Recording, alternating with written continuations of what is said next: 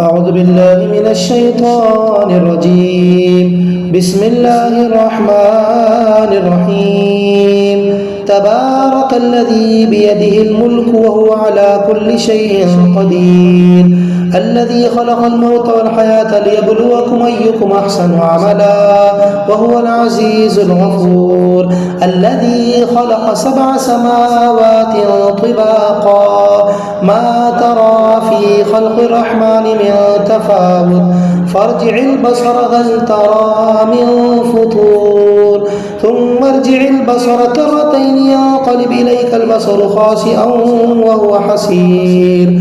ولقد زينا السماء الدنيا بمصابيح وجعلناها رجوما للشياطين وأعتدنا لهم عذاب السعير. وللذين كفروا بربهم عذاب جهنم وبئس المصير. إذا ألقوا فيها سمعوا لها شهيقا وهي تفور تكاد تميز من الغيظ، كلما ألقي فيها فوج سألهم خزنتها ألم يأتكم نذير؟ قالوا بلى قد جاءنا نذير فكذبنا وقلنا ما نزل الله من شيء إن أنتم إلا في ضلال كبير. وقالوا لو كنا نسمع أو نعقل ما كنا في أصحاب السعير فاعترفوا بذنبهم فسحقا لأصحاب السعير. إن الذين يخشون ربهم بالغيب لهم مغفرة وأجر كبير.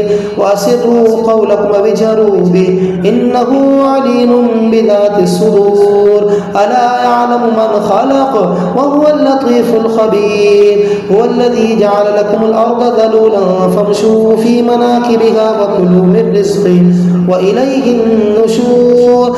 أأمنتم ما في السماء أن يخسف بكم الأرض فإذا هي تمور أم أمنتم ما في السماء أن يرسل عليكم حاصبا فستعلمون كيف نذير. ولقد كذب الذين من قبلهم فكيف كان نكير. أولم يروا إلى الطير فوقهم صافات ويقبضن ما يمسكهن إلا الرحمن إنه بكل شيء بصير.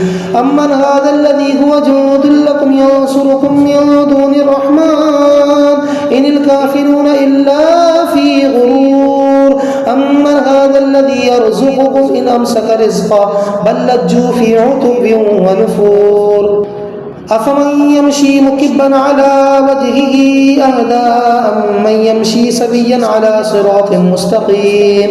قل هو الذي أنشأكم وجعل لكم السمع والأبصار والأفئدة قليلا ما تشكرون. قل هو الذي ذرأكم في الأرض وإليه تحشرون. ويقولون متى هذا الوعد إن كنتم صادقين. قل إنما العلم عند الله وإنما أنا نذير مبين. فلما رأوه زلفة سيئت وجوه الذين كفروا وقيل هذا الذي كنتم به تدعون.